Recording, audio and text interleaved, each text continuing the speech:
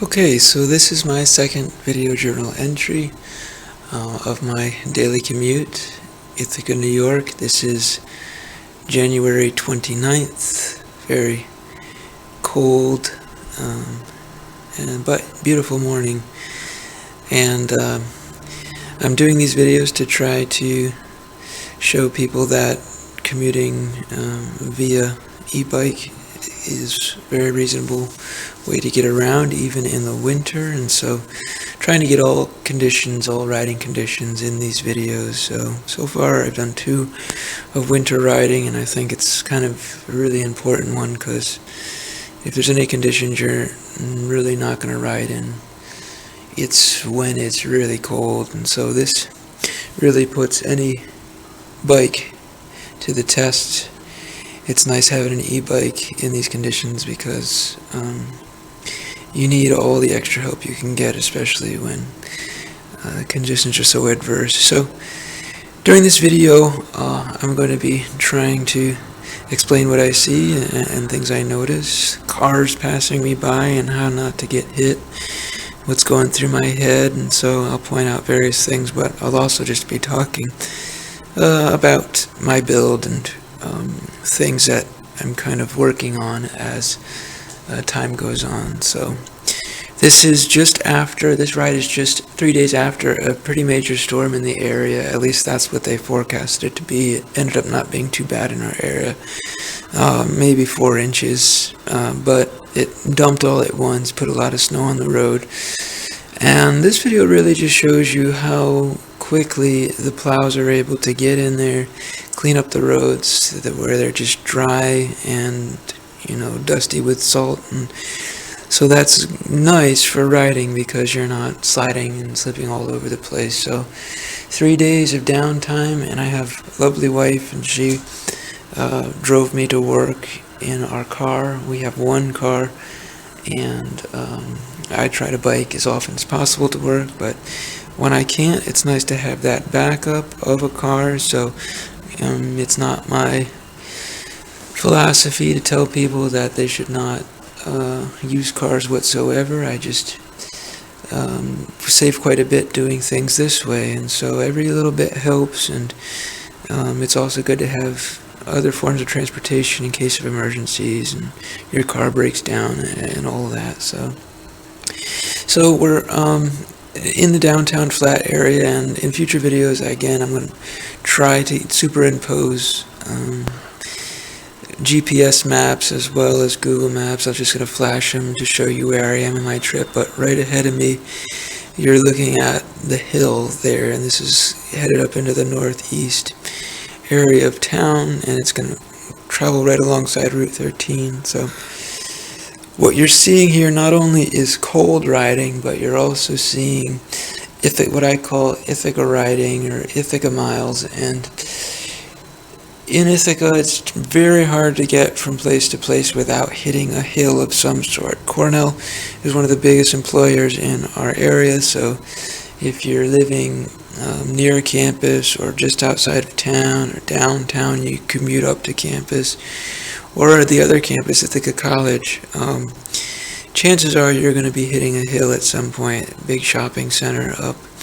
on the northeast side of town. So when I say Ithaca miles, what I really mean is you have some flat riding, but like I'm going into now, you got some pretty steep grades, and this route I'm taking kind of limits the length of the steep grades. So I'm trying to choose the most efficient route up the hill, but at the same time, as I'm showing you this test, I'm trying to show you the most adverse conditions you're going to generally find riding a bike, and that is doing a whole lot of climbing where you're putting a whole lot of energy in, and just really cold environments where you're trying to keep limbs warm and things like that. So I'm going to do my best in future videos. I kind of have to really train myself not to pedal, because even if the batteries are completely taking me where I want to go, I still, for some reason, psychologically need to pedal, I guess, for other people that are looking. I don't want to just be totally not putting any effort into it. I don't know what it is, but in any case, I'm going to try to do as little pedaling as possible in these videos, and the reason for that is because I want to show you the level of performance you're getting out of your battery packs when you're just doing no pedaling. And I think that's a good metric to go by, because if you can say I can get this far without pedaling in Ithaca during these conditions, then if the conditions are better, then you're going to get a lot better performance. So over there on the left you can see Keuga Lake. One thing I'm going to try to do in these videos as well is turn my head. It's tempting just to keep my eyes on the road, and you can see some of the nice scenery, the forest, sort of woods, but as well there's lots of other beautiful aspects to this area, Ithaca area, the city of gorges. And so there's gorges to my right. I've passed two little mini gorges, so they're very nice little areas to just see waterfalls and kind of stop and take a break. But Keuga Lake is to my left, one of the biggest scenes in Ithaca, and just underneath me to my left is Route 13, and that just goes right along the lake, up the hill. There again, I turn. So as I was saying, I'm really doing my best to let the battery do all the work during these videos, and it's important to note that during my first video I was not using I was using only one performance pack, and my other pack was a 52 volt pack, and I call that performance because it's got 75 volts fully charged. And so I went and purchased two more 75 volt packs, and they're just 3 6-cell lithium ion polymer battery packs, and so they cost me about $30 a piece, and I got 3 of them in series. So as you can see right there, I'm going into a road where the road is closed, and I didn't see any construction right off, so I just plowed right ahead, and I just said, well, I'm on bike, so worst comes to worst, I can start walking myself if anybody really has a dispute about me driving along the road. So taking a gamble here, but I don't see any construction. At this point I'm thinking, why was the road blocked off? These roads are fine. Maybe they haven't got here yet and they just reserved it for construction they were about to do. So I'm really starting to think, wow, I made the right decision going along this road. I'm not going to think that in a moment. And like I said in my previous video, usually something interesting happens every video, and this qualifies as the interesting thing of the day. So the grade of the hill is going to increase here, and I'm coming to my end, and now I'm seeing why the roads are blocked, and now I'm getting nervous, and now I'm starting to think maybe I should turn back, and maybe I shouldn't have done this. But I'm thinking now, well, people have seen me, and I'm just going to go with it. And so I start seeing these vehicles, and I'm looking for an opening, and I see there's an opening between these two trucks, and I'm just going to go for it. I don't see anybody hitting me or yelling at me. Well, there's the guys there working. This one guy sees me, and I kind of nod to him, but no one really yelled or got angry. So on a bike, generally, you can get around construction pretty easy because you can hop off and walk, and they're not going to really stop you if you're walking. So alright, so I've made it up my first steep hill, and I'm on the straightaway, and at this point in the ride I am trying to pick up speed. Now, I was mentioning the battery pack, and that's Route 13, going up the hill there. I was mentioning the battery pack and how I'm using 75 volt packs, and the reason I'm doing that is because I get a top speed of about 30 miles per hour with these packs. But something that you should know when you're considering how fast you want to go in the winter, when it's really cold like this, and this particular morning was probably in the single digits, maybe just above 10 degrees Fahrenheit. So when it's that cold and the wind is really biting at those batteries, their voltage tends to drop. And so what used to be your top voltage of 75 volts or whatever your top voltage of your pack is will drop by more than a few volts. So that brings your top speed down. So this morning, because I'm going uphill and because it's cold, my top speed is in the mid-20s. So I'm not going to be able to pick up speed. One of my objectives in these videos is to show you increasing speeds, and this video I did do better than last video. I'm just under 25 minutes in this video, and so I'm pretty happy with that, and I'll show you some spots where I could pick up some better time. But one of the ways I can pick up time is just to have a higher top speed, and in the winter I just don't know if I'm going to get that, so it might not be until the spring or summer where I'll actually be able to hit those really quick times. I think my limit might be, I don't know, 23 minutes I'm going to say is the best I can do. I might be able to take 2 minutes off my time. I don't know how many more. But I'm really pushing my batteries in these videos.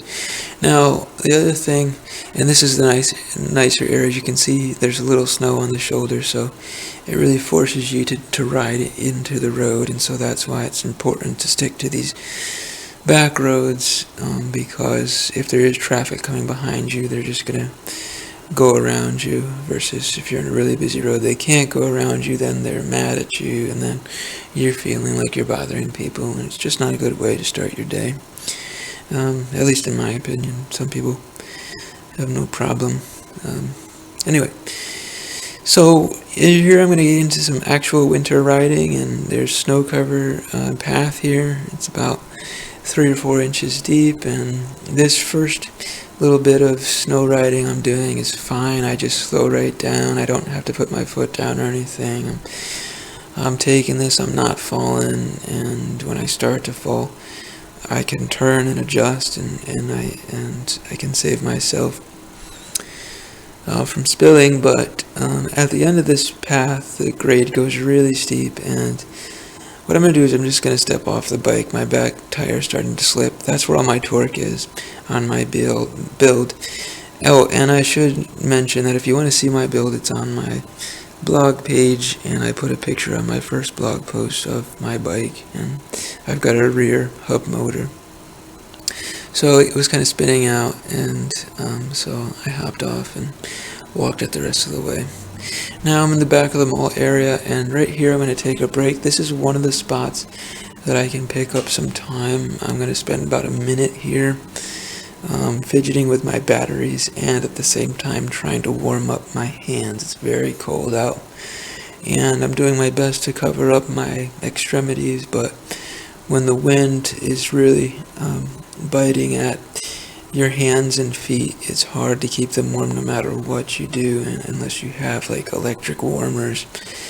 So if you are thinking of commuting in the winter, I would suggest that your commute is not too much more than a half hour, for the sake of not getting frostbite and things like that. But so what I'm doing here is I'm swapping out my one performance pack for my second performance pack, and it's kind of my theory that I can actually make this ride on just one pack. I bought a battery monitor cell checker, and so I'm going to start using it. I wasn't using that today, but essentially what you do is you hook it up to the balance leads of your battery, and it monitors every cell. It just goes around each cell and checks it, and so it goes around maybe once every 20 seconds and checks the voltage, and if any of the cells drops below 3.7 volts,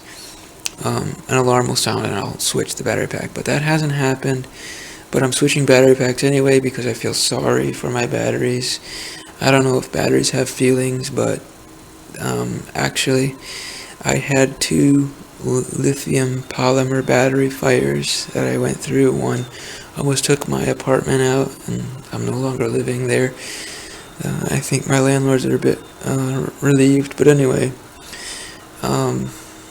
And then I had one with a lead acid battery. While I was riding, it didn't turn into a fire, but it was smoking. It was just a short, but anyway, so I've learned to really baby my batteries and try to keep a close eye on them, just because lithium polymer is an exciting technology, but with every advance comes some new complication, it seems. And the complication with these batteries is that you can't let their voltage drop too low, and you can't let their voltage go too high. So I have monitors that I purchased for my battery packs, and they're pretty cheap. They're only like $4 a monitor, and it's really nice. It gives you peace of mind that you're not going to overspend your batteries. So I'm coming out of the small area. You can see nice and quiet, no traffic, and that's because people really aren't interested in shopping on a Thursday morning. They're probably going to work, if anything. And so the shopping mall area is well paved, nice and quiet. So this is why, and there's 2 lanes of traffic here, so this is why I take these routes, because I really don't want to be in people's way. It seems to be the story of my life, and I'm trying to get a better outlook, a better perspective on that. But anyway, I'm headed into traffic, and so I'm sort of like, get me out of here. I want to be out of the way, so I'm going to get through this intersection and go into another mall area. And my trip is almost done. We're 17 minutes in now, and so I've gone up about 700 feet at this point. The whole trip is about 850 feet, and I hope to have a GPS elevation graph to show you and show you where I am on my trip, to help give you an idea where the strain and stress is. But so this is the second mall area, and after this mall area I'm going to head into my final stretch towards work. The other thing, along with the batteries, the new batteries I bought, and the top speed, and that I wanted to mention in this video, is what a great job the voltage controller is doing, because not only are your batteries getting stressed and strained, but also you're sending a lot of current through the voltage controller, especially when you're going up hills. And I actually burnt out voltage controllers. I think I've gone through probably 3 to 4 voltage controllers by this point, and one of them I just didn't know how to wire, so I still have it lying around. And a lot of the voltage controllers come from China and no instructions. So, but this controller that I bought for, I think, $26 on eBay, maybe $30, and it was a 48 volt controller, and $30, a great deal. And I bought it last summer, 2014, so it's lasted me over a half a year, and survived one of my battery fires. So a great value. I recommend these controllers. You don't have to spend a lot. Some people really go for high performance controllers, and I don't fault them for doing that. But I do know that I bought a really expensive controller once. It was about $300, a 72 volt controller, and it burnt out, or the throttle went, and I couldn't figure out how to wire it again. So much for that controller. It was a lot of money, and maybe someday I can revitalize it, but sometimes I just move on. Okay, so this is my final stretch, and this is another 150-foot climb that I'm doing here. This looks like it's flat, but you really need 3 dimensions. Maybe get some Oculus VR headset cameras so you can get an idea of how steep this is. It's not very steep, so I'm able to do about 15 to 20 miles per hour up this hill. And yeah, so another reason to use elevation graphs, because this probably looks flat to most people, viewing, but to people writing, you will know the difference. So this is the final stretch, and I'm going to kind of tilt my head here. I guess I'm getting tired. I don't know what's happening with me, but when this car passes me, all of a sudden I start thinking about, is my camera crooked? And so somehow I just straighten out. So sometimes being in front of people causes you to think about yourself a little better than when you're on your own. So I don't know, there's probably an interesting study there, and this is the kind of thing you find out when you really take your life and you're not afraid to expose yourself to adversity and experience all the input that you get, and really the thoughts that come across your head are probably pretty noteworthy. So part of the reason I'm doing this is to keep track of my own thoughts, I guess, and notice patterns. It's always good, I think. Alright, so this is my second bit of winter snow riding through a path. It's a paved path underneath that snow, so I'm trying to stick to it even though I can't see it. And I'm doing pretty good at this point. I'm going slow, not falling off, and I think I touched my foot down once to brace myself for a fall in this whole thing, but otherwise very smooth. It's not too hard to ride in the snow, but you just gotta take it slow, and don't be afraid to look a little silly while you're turning your front fork to adjust and keep your balance. It might look a little funny, but hey, at the end you will be at your destination. So again, expose yourself to adversity. Don't be afraid to do that. Not that you should be a glutton for punishment. It's just life comes with a certain amount of suffering, and it's okay. So that was my second bit of winter riding. I'm headed into the technology park, and so again, very little traffic. I think this whole video, the most traffic I had was down by the high school and middle school. And once I get through that, it's pretty much smooth sailing. So it's really nice not to be into too much traffic. Now to my left, that's the path, and I'm thinking about taking it, but I'm going to actually go into the parking lot and trim a little bit of the path off, just because I'm concerned about how deep the snow is and how easy it's going to be to ride. So I decide, well, rather than labor through a bunch more snow, I'm just going to take this blacktop and then take the path from the end of this parking lot. So that's what you're seeing me doing here. That's not my bike rack. I'm not stopping here, even though it's tempting. I'm thinking about it, but that's not my bike rack. I don't work here. I could leave my bike there. Anyway, these are my thoughts. So now I'm actually riding on grass and snow, so no problem, everything's going fine. But then I get to the paved part, and now I'm back on the right path, and everything's going fine. I think that I'm going to make it to work, and I'm going to make record time. It's at almost 24 minutes. I'm about to make it. I cross the bridge, and then I get to this last section of this third winter stretch, and my front wheel starts doing all sorts of jazz, and my rear wheel starts slipping out, and I'm struggling. If you actually saw me from the side, you'd see the story a lot better. I probably look real silly doing all this struggling through this path and shaking up and down.